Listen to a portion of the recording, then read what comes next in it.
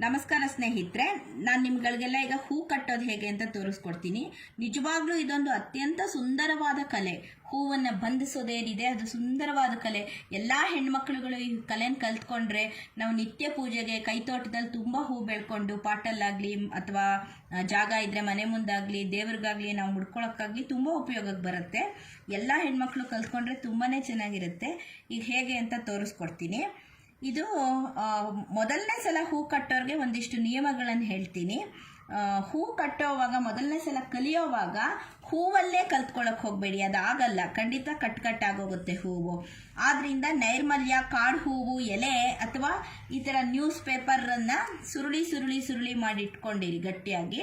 ಈ ಥರ ಸುರುಳಿ ಮಾಡಿಟ್ಕೊಂಡು ನ್ಯೂಸ್ ಪೇಪರಲ್ಲಿ ಕಲಿಬೋದು, ಪೇಪರ್ಗಳಲ್ಲಿ.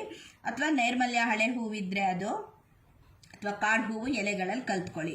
ಆಮೇಲೆ ಹೂವಿನ ತೊಟ್ಟು ಈ ಥರ ಉದ್ದುದ್ದವಾಗಿದ್ದರೆ ಹೂ ಕಟ್ಟೋಕ್ಕೂ ಕಲಿತ ಮೇಲೂ ಅಷ್ಟೇ ಕಲಿಯೋಕ್ಕೂ ಅಷ್ಟೇ ತುಂಬ ಸುಲಭ, ತುಂಬ ಚೆನ್ನಾಗಿರುತ್ತೆ. ಉದ್ದವಾದ ತೊಟ್ಟಿದ್ರೆ ಹೂವು. ಇವತ್ತಿನ ಮಾರ್ಕೆಟಲ್ಲಿ ಆ ಫಾರಮ್ ಮಲ್ಲಿಗೆಗಳೆಲ್ಲ ಇಷ್ಟಿಷ್ಟೇ ತೊಟ್ಟು ಕೊಡ್ತಾರೆ. ಅದು ತುಂಬ ಚೆನ್ನಾಗಿ ನುರ್ತು ಕಲಿತ ಮೇಲೆ ಸುಲಭ ಅನಿಸ್ಬೋದು, ಆದರೆ ಶುರುವಿನಲ್ಲಿ ಕಷ್ಟ ಆಗುತ್ತೆ. ಉದ್ದವಾದ ತೊಟ್ಟಿದ್ರೆ ಹೂ ಕಲಿಯೋದು ತುಂಬ ಸುಲಭ. ನನಗೆ ಹೂ ಕಟ್ಟೋದು ಕಲಿಸ್ಕೊಟ್ಟಿದ್ದು ನಮ್ಮ ತಂದೆ ಕಲಿಗೆ ಮಗಳು ಕಲಾ ಅಂತ. ಅವಳಿಗೊಂದು ಥ್ಯಾಂಕ್ಸ್ ಹೇಳ್ತೀನಿ ನಾನು, ಅವಳಿಗೊಂದು ಧನ್ಯವಾದಗಳು. ಈಗ ನೋಡಿ ಕಲ್ತ್ಕೊಳ್ಳೋಣ. ಹೂವನ್ನು ಪೇಪರನ್ನು ಈ ಥರ ಇಷ್ಟು ಉದ್ದಾನೇ ಮಾಡ್ಕೋಬೇಕು ಅಂತಲ್ಲ, ನಾವು ಉದ್ದ ಆಗಿದ್ರಿಂದ ಮಡಿಸ್ದೆ, ಹಿಂಗಿದ್ರೂ ಸಾಕು. ಈ ಥರ ಇಟ್ಕೊಳ್ಳಿ. ನೋಡಿ ಹಿಂಗಿದೆಯಾ, ಹೀಗೆ ಇಟ್ಕೊಂಡು ಒಂದ್ರ ಮೇಲೆ ಒಂದು ಹೀಗೆ ಇಟ್ಕೊಳ್ಳಿ. ಈಗ ಹೂವನ್ನು ಹೇಗೆ ನಾವು ಒಂದು ಅದ್ರ ಮೇಲೆ ಆ ತೊಟ್ಟಿಗೆ ಹೀಗೆ ಜಾಯಿನ್ ಮಾಡಬೇಕು, ಹೀಗೆ ಇಟ್ಕೋತೀವೋ ಅದೇ ಥರ ಪೇಪರನ್ನು ಇಟ್ಕೋತಾ ಇದ್ದೀನಿ. ಆಮೇಲೆ ಹೂ ಕಟ್ಟೋವಾಗ ಈ ತುದಿಯಿಂದ ಕಟ್ಟಕ್ಕೆ ಶುರು ಮಾಡಬಾರ್ದು. ಹೂವು ನಿಲ್ಲೋದೇ ಇಲ್ಲ, ಬಿಚ್ಕೊಂಡು ಹೋಗ್ತಾನೇ ಇರುತ್ತೆ. ಸೊ ಒಂದು ಬೆರಳಿನಷ್ಟು ಉದ್ದ ದಾರಾನ ಹಿಂಗೆ ಬಿಟ್ಬಿಡ್ಬೇಕು ನಾವು. ಇಲ್ಲಿಂದ ಶುರು ಮಾಡ್ಕೋಬೇಕು. ಈಗ ನೋಡ್ಕೊಳ್ಳಿ, ಫಸ್ಟು ಈ 3 ಬೆರಳಲ್ಲಿ, ಹೆಬ್ಬೆರಳಲ್ಲಿ ಮೇಲ್ಭಾಗ ಹಿಡಿದಿದ್ದೀನಿ. ಈ 2 ಬೆರಳುಗಳ ಮಧ್ಯ ದಾರ ಹಾದು ಹೋಗಿದೆ ಹೀಗೆ, ಈ ಥರ. ಆ ಥರ ಹಿಂಗೆ ಹಿಡ್ಕೊಂಡ್ಮೇಲೆ ಈ ಹೂವೇನಿದೆ ನಮ್ಮದು, ಹೂವನ್ನು ತಂದು ಈ ಹೆಬ್ಬೆರಳನ್ನ ಹಿಂಗೆ ಒಂಚೂರು ತೆಗೆದು ಈ ದಾರದ ಮೇಲೆ ಹಿಂಗೆ ಇಟ್ಕೋಬೇಕು.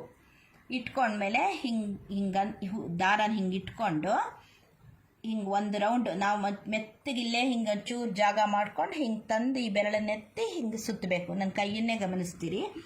ಆಮೇಲೆ ಈ 3 ಬೆರಳಲ್ಲಿ ಹಿಂಗೆ ದಾರ ಹಿಡಿದಿದ್ದೀನಿ ನೋಡಿ, ಈ 2 ಬೆರಳುಗಳ ಮಧ್ಯೆ ಹಿಂಗೆ ದಾರ ಬಂದಿದೆ. ಈ ಕಡೆನೂ ಹಿಂಗೆ ಹೆಬ್ಬೆರಳಲ್ಲಿ ಹಿಡಿದಿದ್ದೀನಲ್ಲ, ಅದನ್ನು ಹೀಗೆ ತಂದು ಹೀಗೆ ಮಡಿಸಿ ಮತ್ತು ಹೀಗೊಂದು ಸುತ್ತಿ ಹಿಂಗೆ ತಂದ್ಕೋಬೇಕು. ಈಗ ಒಂದು ರೌಂಡ್ ಬಂತು ನೋಡಿ, ಅದನ್ನು ಈ ತೊಟ್ಟಿನೊಳಕ್ಕೆ ಹೀಗೆ ಹಾಕಿ ಹಿಂಗೆ ಹಿಡ್ಕೊಂಡು ಎಳಿಬೇಕು ಬಿಗಿಯಾಗಿ. ಅಂದರೆ ಹೂವು ತೊಟ್ಟು ಕಟ್ಟಾಗಬಾರ್ದು, ಆ ಬಿಗಿತದಲ್ಲೂ ನಾಜೂಕಿರಬೇಕು. ಹೂವು ಗಟ್ಟಿಯಾಗಿ ಕೂತ್ಕೊಳ್ಳಬೇಕು, ಕಟ್ಟಾಗಲೂಬಾರ್ದು. ಆ ಥರ ಕಟ್ಕೊಂಡು ಹೋಗಬೇಕು. ಇನ್ನೂ ಒಂದು ತೋರಿಸ್ತೀನಿ ನೋಡಿ. ಒಂದೊಂದಾಗಬೇಕಾದ್ರೂ ಇಟ್ಕೋಬೋದು ನೀವು. ಒಂದು ಮತ್ತು ಇನ್ನೊಂದು, ಮತ್ತು ಹೀಗೆ ಮೆತ್ತಗಿಲ್ಲಿ ಜಾಗ ಮಾಡಬೇಕು. ಮೊದಲನೇ ಸಲ ಕಟ್ಟೋರ್ಗೆ ಹಿಂಗೆ ಒತ್ತಾಗಿ ಹಿಂಗೆ ಹೂವನ್ನು ಎಳ್ಕೊಳಕ್ಕಾಗಲ್ಲ, ಬರಲ್ಲ. ಇಲ್ಲಿ ಬರುತ್ತೆ, ಒಂಚೂರು ಮುಂದೆ ಬರುತ್ತೆ. ಆದರೆ ಕಲಿತಾ ಸರಿ ಹೋಗುತ್ತೆ ಅದು. ಒಂದು 4 ಸಲ ಕಟ್ಟಿದ್ರೆ ಹಿಂಗೆ ಎಳ್ಕೊಂಡು ಮತ್ತು ಹಿಂಗೆ ಜಾಗ ಮಾಡ್ಕೊಂಡು ಮೆತ್ತಗೆ ಹಿಂಗೆ ತಂದು ಹೀಗೆ ಎಳೆದು ಹೀಗೆ ಕಟ್ಟಬೇಕು. ಈಗ ನಾನು ಇದನ್ನೇ ಹೂವಲ್ಲಿ ತೋರಿಸ್ತೀನಿ. ಆಮೇಲೆ ಈ ಥರ ತೆಳು ಹೂಗಳೇನಿದೆ, ಈ ಕಾಕಡ ಅದೆಲ್ಲ ನೀವು ಒಂದೊಂದೇ ಜೊತೆ, ಅಂದರೆ ಒಂದು ಜೊತೆ 2 ಹೂವನ್ನು ಮಾತ್ರ ಕಟ್ಟಿದ್ರೆ ಸಾಕು. ಆದರೆ ಈ ಥರ ಮರಳೆ ಏನಿದೆ, ಮರಳೆ ಹೂವು ತುಂಬ ತೆಳು ಹೂವು. ಇದು ಮರಳೆ ಹೂ ಕಟ್ಟೋವಾಗ ಹಿಂಗೆ ಒಂದೇ ಜೊತೆ ಮಾಡ್ಕೋಬೇಡಿ, ಅದು ಎಷ್ಟೊತ್ತಾದರೂ ಕಟ್ಟು ಮುಗ್ಸೋಕ್ಕಾಗಲ್ಲ. ಹಿಂಗೆ 2 ಹೂವು ಮಾಡ್ಕೊಳ್ಳಿ. 2 ತುಂಬ kg ಗಟ್ಟಲೆ ಹೂವಿದ್ರೆ 3 ಜೊತೆ ಮಾಡಿಕೊಂಡ್ರೂ ಆಗುತ್ತೆ ಒಂದೇ ಸಲಕ್ಕೆ. ನೋಡಿ, ನಾನು 2 ಜೊತೆ ಮಾಡ್ಕೋತಾ ಇದ್ದೀನಿ. ಹಿಂಗೆ ಹಿಡ್ಕೊಂಡಿದ್ದೀನಿ, ಸುತ್ತುತ್ತಾ ಇದ್ದೀನಿ. ಒಂದು ಸುತ್ತು ಬಂತು, ಹಿಂಗೆ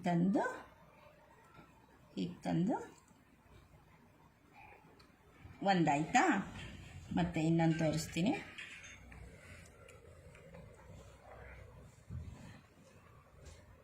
ಮತ್ತೆ 2 ಇಟ್ಕೋತಾ ಇದ್ದೀನಿ